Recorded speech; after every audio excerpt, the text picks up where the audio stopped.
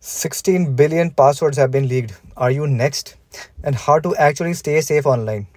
Hi friends, just imagine waking up one morning and realizing that 16 billion passwords, yes, billion with a B for Bombay, have been leaked online, and it leaves you wondering if you are also included in the leak, since volume we are talking about here is massive, right? And mind you, this is not any rumor or anything. This is legitimate news. So this week, cybersecurity researchers have sounded the alarm on the largest password leak in the entire internet history. And if you're thinking, well, this can't be about me and I'm safe, well, then think again. Because this leak spreads across everything and includes all the big names you can think of, like Google, Apple, Facebook, also corporate accounts, and even government websites. That is scary, right? So, today I'll tell you exactly what has happened, why it actually matters to you, how you are at risk, and most importantly, what you must do to protect your digital identities on, say, Facebook, Instagram, Gmail, etc. Also, at the end, I've got an interesting quiz question, which is essentially an MCQ, and let's see if you can get it right. So watch this video till the end because this isn't any regular news or analysis video. You can think of this video as your digital survival guide. So let's begin. So first of all, let's discuss on the scale of the breach. So 16 billion credentials have been exposed. This is the largest ever data leak with approximately 16 billion username and password records. So like I said, this is officially the biggest password leak in the entire history. Cyber News and Forbes has also confirmed it. Now what makes it even more shocking is not just the volume. Of course, volume is shocking, but it's also the variety of multiple platforms, which includes credentials from Apple, Google, Facebook, GitHub, Telegram, even government portals, basically from everywhere you can think of. It's unclear exactly how many individuals have been affected, but one thing is for sure. If you have used the same password across platforms, you're absolutely in a big risk. Because imagine an attacker with the same credentials, that is, your username and password. They could use it on Gmail, then Facebook, maybe even your corporate emails if it's the same one. So the data has been pulled from 30 separate databases and it includes URLs alongside the credentials. These aren't any tiny databases. Some had over 3.5 billion records each. What's even more dangerous is that each entry has the URL, username, and password. So attackers know that this credential belongs to this particular website or the URL and can even craft very targeted phishing or credential stuffing scam first lure you and then even steal your money. So this URL plus login combination means that the hackers could log in directly without needing to even enter the credentials on the login page. Now that's very scary to think of. So sources of this attack are a mix of infostealer logs, credential stuffing dumps, and packs from older breaches. So infostealer malware is the software or malware that literally steals what you type, and it is planted all across multiple platforms, which stores it together into a massive hacker database. So it's not just one hack, but 30 different leaks have been combined, some brand new and some rehashed or the existing ones. Now let's discuss the immediate risk related to phishing, account takeover, and even frauds.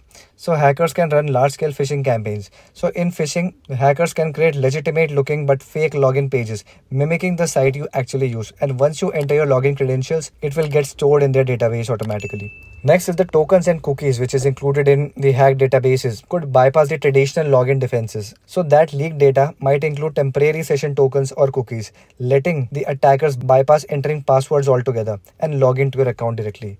And once inside, they can change passwords, phone numbers, recovery emails, essentially locking you out entirely. Now here's even the more scary part, is that it's a stealthy takeover, meaning even with MFA or multi-factor authentication, if they already have a valid session token, they might not need to log in again. What are the results? Well, it could result in identity theft, business email compromise, ransomware follow-ups, etc.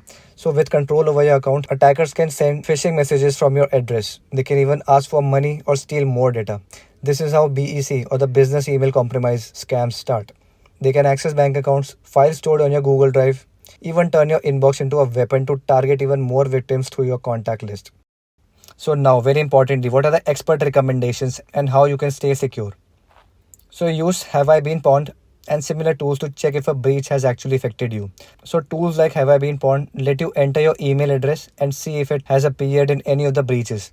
They also offer notifications. So if your address shows up in a future dump, you will get an alert. Also, some password managers and Chrome can send alerts too. So Google's dark web monitoring and password manager integration is a good example of this. Now it is recommended to change all the passwords. Use strong and unique ones for each account. So first and most urgent, if you see that your account has been compromised, you need to change your passwords on every site, starting with your most important accounts, example your banks or the emails. Don't use the same password everywhere because humans reuse the same passwords and attackers rely on that. So that can be very risky. Also use a strong password. A random 16 character string is ideal with combination of upper and lowercase letters, numbers, and also special characters. Example, you can use something like purple, orange, at the rate, lake, dollar, 92, and an exclamation mark. Now that's what is called a strong password. Also avoid easy to guess passwords like 1234567 8 and default to weak ones.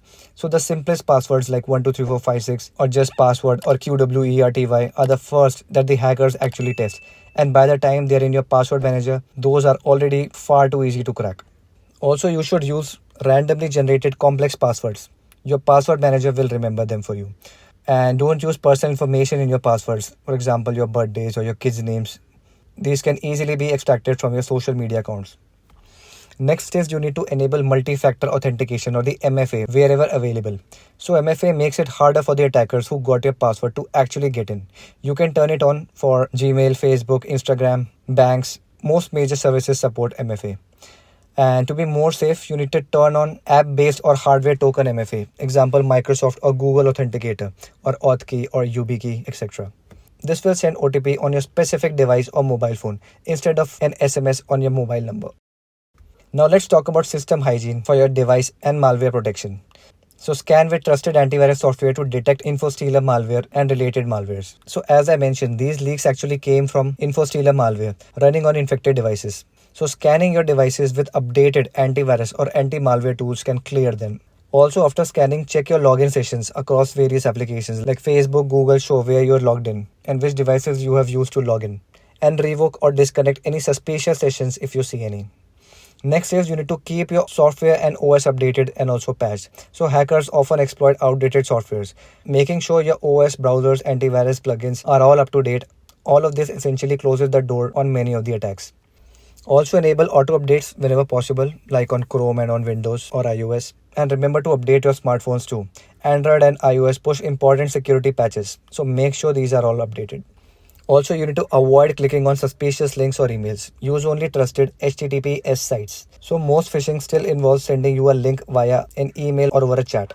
So check the URL before clicking on them. Phishing domains often mimic or copy the real ones. Make sure the URL starts with HTTPS. The S at the end means that it is secured. And when in doubt, you should go directly to the website. Example, type facebook.com instead of clicking on any external link. Now let's cover long-term safety tools. So use password managers to generate and store unique credentials. Now let's be practical. Managing dozens of unique passwords manually isn't possible, right? That's where password managers are helpful. Example, 1Password or Bitwarden or Keeper. So they actually solve this problem. Essentially, with a password manager, you can have a single strong master password and the rest are randomized and stored securely on the password manager database. So many password managers also detect reuse or weak passwords and can link them with have I been pawned to flag any breaches. Also activate dark web monitoring tools, example Google One's or password manager integrations. So platform like Google One's dark web monitoring and password managers, they actually keep an eye on the data dumps for your credentials. They work in the background and alert you if they spot any of your usernames or email IDs appearing in any of the dumps. Now this is super useful for early detection and to take action. Also, you should prefer passkeys or passwordless login methods. So passkeys which are supported by Google, Apple, Facebook are essentially passwordless. Your phone or device authorizes your login with biometrics like your face or finger impressions or a PIN number. They are phishing resistant since there is no password to steal. We are seeing all major platforms like Meta, Google, Microsoft pushing this shift to the users. It's one of the best long-term moves for security and you should definitely consider shifting to this approach. Now let me ask you a question and let's see if you can answer it correctly. So which of the following cybersecurity techniques can best prevent your credentials from being compromised even after a major data breach? Is it option A, using a complex password with symbols and numbers? Option B, logging out from all the devices regularly? Option C, enabling multi-factor authentication or MFA? Or option D, clearing browser cache and history daily? So you can drop your answer A, B, C or D in the comment section below and I'll reply back with the correct answer and a quick explanation of why. So that's all in this video. If you found it useful, please like this. Also comment down with the quiz answer and subscribe if you want more such important global events covered and explained to you in a simple manner. Take care, stay safe, and I'll see you in the next one.